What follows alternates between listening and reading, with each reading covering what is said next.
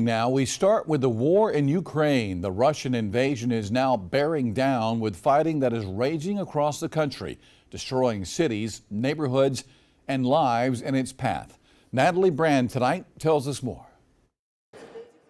Amid concerns fighting could worsen in coming days, thousands of people in Kyiv are crowding the capital's train station, desperate to escape Russia's war on Ukraine before it's too late. It's estimated more than 1 million refugees have fled to neighboring countries as the danger intensifies. We have seen the use of cluster bombs, which will be in violation of international law. On Friday, Russian troops seized the biggest nuclear power plant in Europe after shelling set it on fire.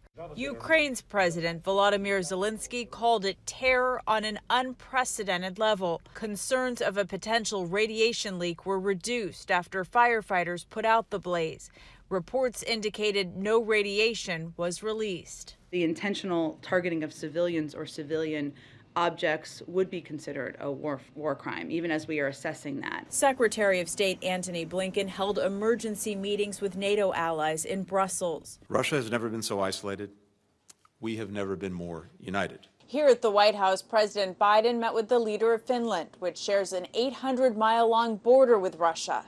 We agreed it's not only an attack on Ukraine, it's an attack on the security of Europe and on the global peace and stability. As the U.S. and allies slap sanctions on Russia, President Putin and billionaire oligarchs, lawmakers on Capitol Hill have called for a ban on the import of Russian energy. We are looking at options we could take right now to cut U.S. consumption of Russian energy, but we are very focused on minimizing the impact to families. Meanwhile, Russia is trying to control the narrative and quash discontent over the war.